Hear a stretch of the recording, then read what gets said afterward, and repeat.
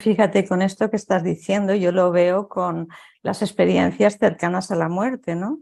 Cómo después de haber tenido esa experiencia, uno vuelve y vuelve espiritual, que no es religioso, y lo ves en las distintas religiones, en las distintas razas, en las distintas culturas. Hay una amplitud de esa espiritual, entendiéndonos que tenemos una parte nuestra innegable que es espiritual. Y bueno, yo no sé si tú has vivido experiencias cercanas a la muerte en gente que tú conozcas o que hayas estudiado que están dentro de la religión judía o dentro de la cultura judía, si hay alguna diferencia entre esas vivencias cuando vuelven a las vivencias de otra religión. Para nada, las vivencias, como tú dices, son exactamente muy parecidas en todas las culturas, no hay ninguna diferencia. Yo te puedo dar dos ejemplos.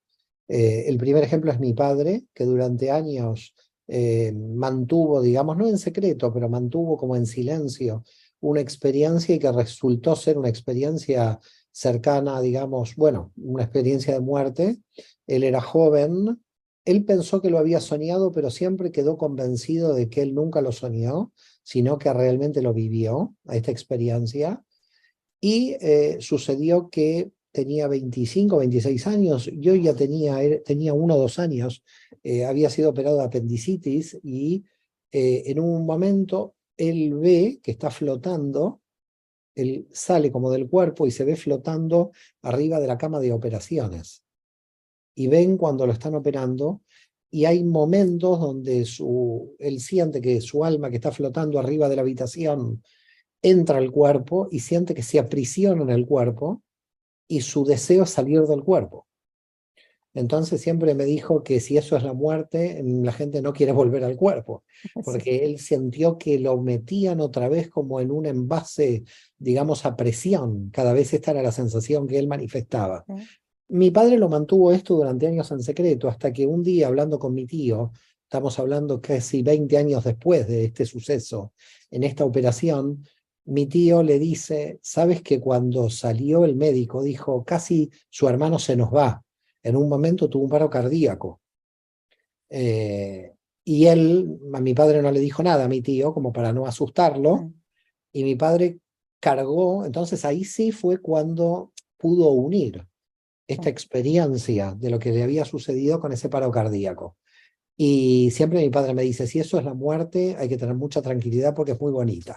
No hay que tenerle miedo.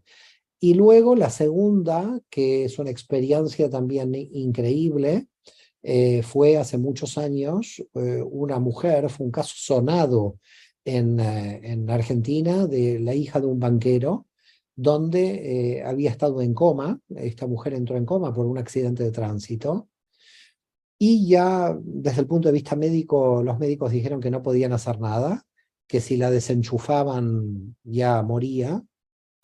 Y claro, nadie sabía porque se iba a mantener en una especie de estado vegetal, ¿no?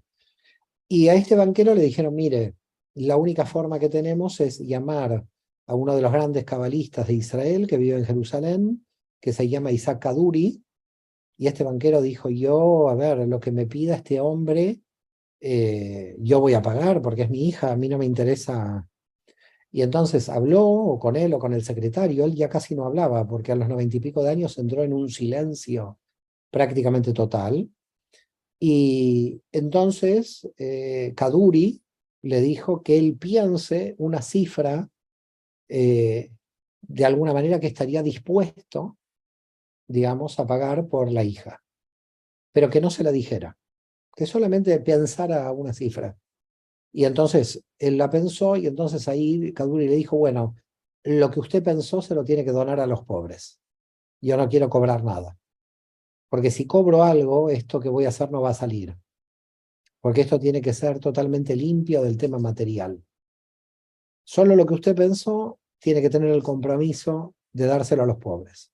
Y ahí Kaduri viajó en la década del 90, yo no me acuerdo cuándo fue exactamente esto, 90, 91. Kaduri murió con 104 años en el 2006.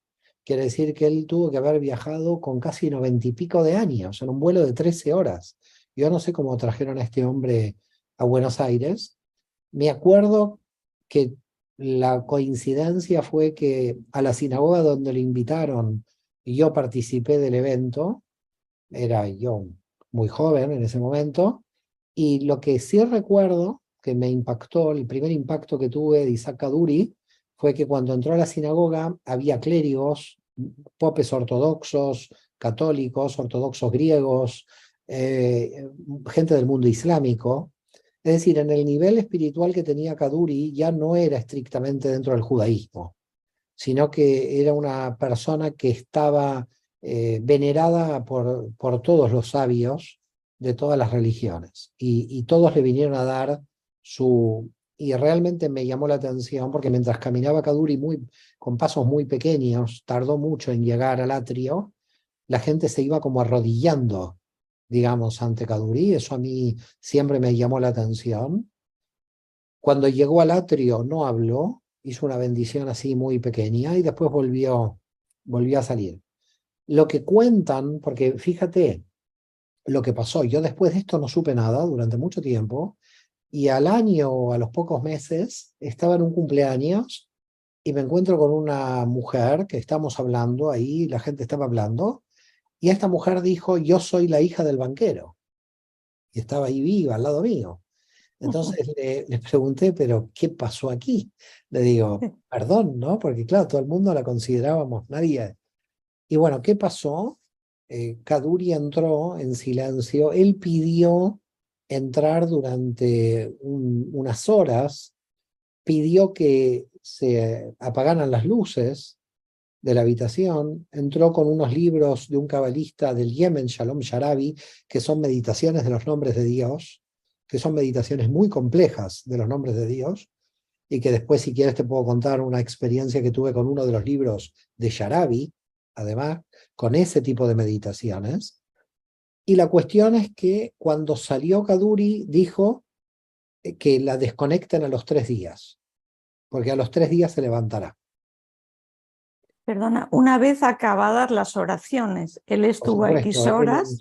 él entró, estuvo varias horas Ujú, con la luz apagada, haciendo meditaciones con los mantras meditativos de sí. Shalom Sharabi. Él salió de ahí y cuando salió informó a la familia que a los 3 días la podían desconectar. Imagínate la responsabilidad de esto, porque desconectarla médicamente era que muriera. Bueno, la desconectaron y siguió viva y luego se recuperó. A los 3 días. A los 3 días pidió que la desconectaran. A los 3 días pidió que la desconectaran y bueno, la desconectaron, sobrevivió, la tenía al lado mío en ese cumpleaños, que soy consciente de que sobrevivió, pero lo que me impresiona, más allá de Kaduri, son los mantras meditativos de Sharabi, porque luego me di cuenta que en esos mantras está la cábala más alta, digamos. Es decir, los mantras meditativos con los nombres de Dios, yo los puedo considerar el nivel más elevado de intromisión del alma en las energías del cosmos. Es decir, si esos mantras con el tipo de lenguaje perforan la realidad, tienen que tener una perforación de la realidad mucho más brutal que lo que nosotros podemos suponer. Porque a mí me ha sucedido, y te digo algo, no son libros que yo prácticamente los abra sino cada 3 o 4 meses, porque me dan mucho respeto. Es decir, puedo estar haciendo muchísimo, puedo estar estudiando muchos libros, pero esos libros prácticamente no los abro, los investigo poco, porque cuando yo intenté investigarlos, me di cuenta de que se abrían portales de información con experiencias muy fuertes y que lo mejor es bloquearlas, porque llega un momento que no se puede vivir tampoco con una experiencia permanente del otro lado, si no es imposible vivir en la realidad de la materia. Pero sí te puedo asegurar, por mi experiencia personal, de poder haber visto almas, haber oído cuestiones del futuro y todo mi experiencia personal. Con lo cual yo te diría que no es una creencia, esto es una experiencia. Una creencia es creer en algo, bueno, que la gente puede creer en Buda, puede creer en lo que quiera, pero de lo que estamos hablando en la Cábala es experiencia, no creencia. No creo que alguien me pueda hablar. Y yo he oído que alguien me habló, he oído una información, he transmitido la información a la familia y esa información se correspondía con un evento futuro. Entonces, esto es una realidad. Científicamente, seguramente en algún momento se podrá demostrar de que esto, cómo opera. Pero lo curioso es que tantos siglos atrás los cabalistas pudieron intuitivamente ver la operatoria de esto que nosotros estamos como investigando científicamente cuáles serían las pruebas por las cuales se da esto. Lo que a mi modo de ver queda claro por mi experiencia de tantos años en la Cábala es que la vida del otro lado es una evidencia empírica. Es decir, las almas del otro lado, en otro tiempo y espacio, como decía Moisés Cordovero, el gran cabalista de Safed, las almas del otro lado se comunican con nosotros, tienen información, el pasado y el presente y el futuro se mezclan del otro lado, por lo tanto se puede ver tanto para atrás como para adelante. Nosotros no, porque con la materia estamos en una linealidad del tiempo, pero ahí del otro lado la energía no tiene la linealidad del tiempo que tenemos nosotros, entonces hay otra percepción del tiempo. Y por lo tanto, vuelvo a reiterarte, no es un tema de creencias, es un tema de experiencia. Yo creo que eso es muy importante porque le hemos dado mucho a la mente y llegamos a una serie de creencias. Pero es tan distinto una creencia de una experiencia. Entonces, la gente que tiene unas ECM es una experiencia tan impresionante que luego tu mente racional intenta ubicarlo. Y entonces intenta buscar palabras y no existen, e intenta de alguna manera poderlo explicar, pero es que no se puede. Es totalmente vivencial. Pero esas experiencias que son increíbles, hay gente que en lugar de buscarlo a través de la meditación, la mística, la palabra sagrada,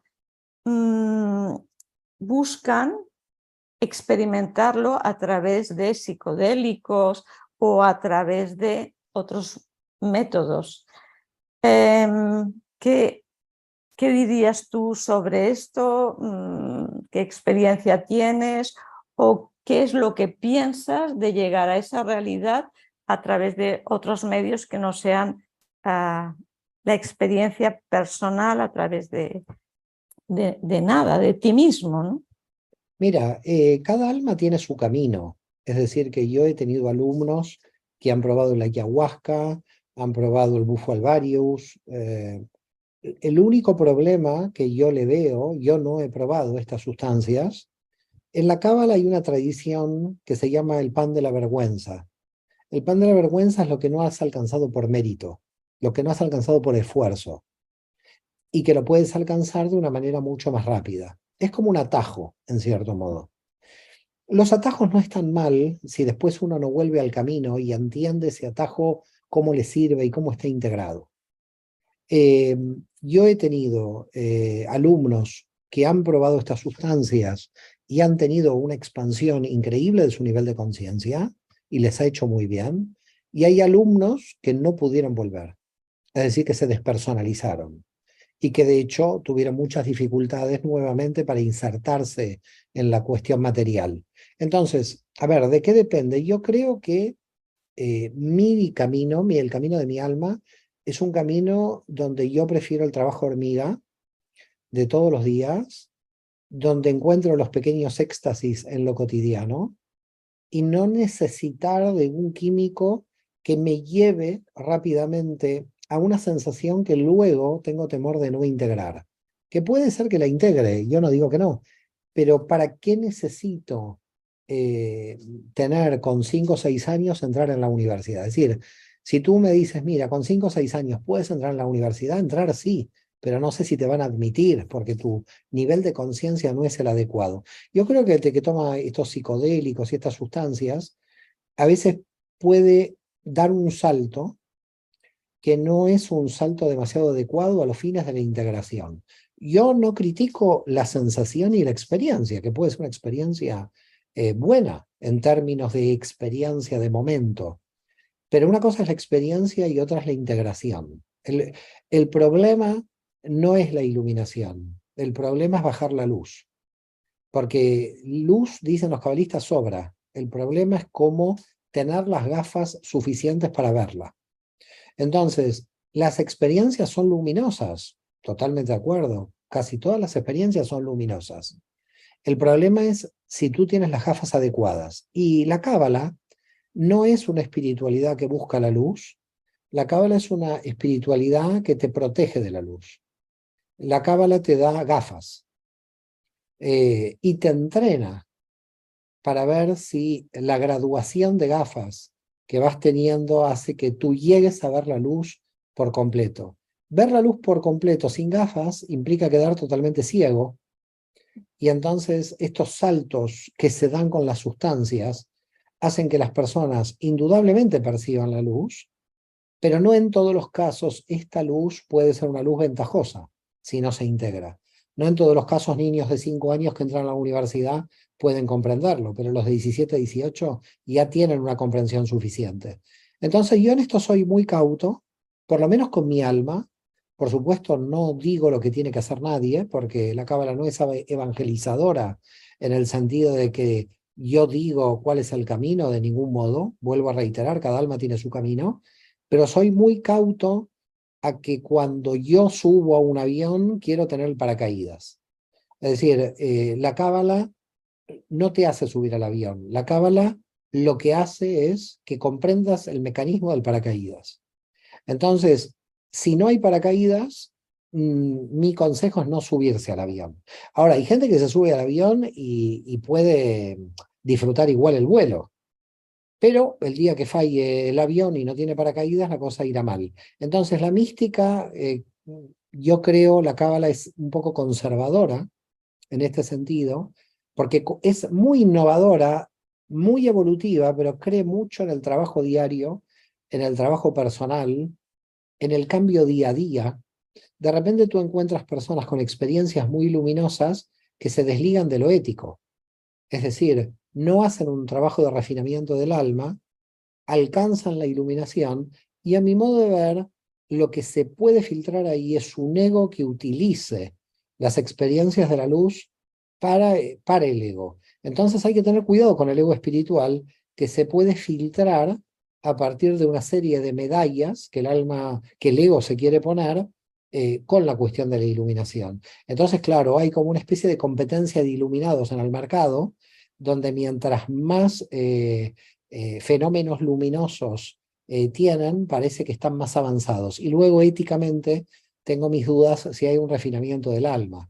Yo creo que la luz, cuando se integra, logra un refinamiento ético. Si no hay ese refinamiento ético, puede haber muchas iluminaciones al servicio del ego, que son peligrosas porque es un ego muy disfrazado en este nivel. Uf, yo también comulgo totalmente en lo que estás diciendo, ¿no? Y además yo creo que venimos a hacer un trabajo, y ese trabajo, como has dicho tú, es el trabajo del cada día, porque es la manera que tenemos de integrar esa experiencia. Y no es con cosas aprendidas o con cosas que hayas leído, sino venimos a practicar aquello que hemos estudiado, porque si no, no tiene sentido. Yo siempre digo que cuando nosotros hacemos muchos cursos, leemos mucho y no se ve eso en tu vida diaria, no sale de alguna manera, te estás intoxicando exactamente igual que si comes y no eliminas. Así es, así es. Están los cursólogos, es decir, Sí. aquellos que permanentemente están haciendo cursos, pero van a tal velocidad que no Sí. integran. Yo muchas veces a mis alumnos les digo, no haga tantos cursos, porque haga uno y profundice o no claro. lea tantos libros, lea uno y profundiza, ¿no? Había un maestro de Cábala en Uruguay hace muchos años eh, que estaban con una página del Zohar, uno de los grandes libros de la Cábala, el Zohar, y durante semanas y semanas estaban en esta página hasta que los alumnos, y ansiosos, le dicen, no podemos avanzar una página más, y el maestro dice, ¿para qué si está todo en esta página? Es decir, ¿qué es avanzar? ¿Avanzar es dar vuelta a la página o avanzar es profundizar en esta página que lo tiene todo? ¿Cuál es el sentido? Entonces yo creo que en la vida sucede esto, ¿no? Hay una especie de idea de avance muy extraña a veces, donde nosotros creemos que por cambiar la página o por tener una experiencia lumínica, estamos realmente creciendo. Y a veces el ego te pone en una situación extraña, porque cuando te das cuenta en lo personal que el alma no se te ha refinado, dices, bueno, he leído mucho, mucho libro, mucha lectura, pero de repente esa situación no la puedo sostener. ¿Cómo puede ser? Es decir, el trabajo sigue faltando. Entonces, yo creo que es importante hacer el trabajo, que es un trabajo interior, que nadie lo puede evaluar desde el exterior, pero que uno, si es honesto, lo evalúa. Uno dice, mira, esto es lo que hay. Es decir, también uno tiene que tener misericordia de la imperfección humana, ¿no? Es decir, tampoco ponernos rígidos en ponernos un listón tan alto. Creo que somos imperfectos y esto es lo que yo llamo la gloria de la imperfección, lo que nos permite seguir creciendo. Entonces tampoco ser, tener tanta falta de compasión con uno mismo. Pero con el ego sí, para mí hay que tenerlo en cuenta, hay que mirarlo con detenimiento, hay que saber cómo utilizar el ego en vez de que el ego nos utilice a nosotros. Ahí tenemos que tener mucha inteligencia porque el ego opera muy inteligentemente y porque el ego da sensaciones de éxito instantáneo. Por ahí se mueve el ego. En cambio, la espiritualidad son conquistas de largo plazo. Es decir, la espiritualidad siempre es de largo plazo, no son resultados instantáneos. El ego trabaja sobre la ilusión de lo instantáneo, de ese éxito instantáneo. En cambio, cuando el alma opera, siempre es de largo plazo. El alma opera, yo te diría, en la eternidad. El ego opera en una situación de resultados de corto. ¿Qué pasará la próxima semana? ¿Qué pasará el próximo mes? El ego sirve para ayudarme a la organización, pero no me tiene que tomar toda la estructura, porque es que si me toma toda la estructura puede ser peligroso. Puedo terminar de alguna manera no intencionalmente contra lo propio que creo que predico. Es decir, puede haber ahí una disonancia cognitiva entre lo que yo creo que tiene que ser y lo que es. Entonces, yo creo que el ego es importante, nos motiva, siempre es un factor de motivación, la automotivación es muy importante, pero la automotivación no tiene que estar enraizada en el resultado de corto plazo. La automotivación tiene que estar enraizado en el éxtasis de la eternidad. Creo que es ahí donde la espiritualidad se mueve. Hemos hablado de ese caso de, entre comillas, resurrección. Al menos fue una vuelta a la vida cuando no tenía ningún motivo para volver, tenía un diagnóstico y a través de la meditación y de la palabra y bueno, quién lo hizo, porque la persona que lo hizo estaba en contacto, era parte del universo y de la fuerza creadora del universo, ¿no? Entonces tú ya crees que no existe la muerte. No existe la muerte, indudablemente. Lo que nosotros llamamos vida es un intervalo de energía en la materia, pero que la energía entra y sale de la materia.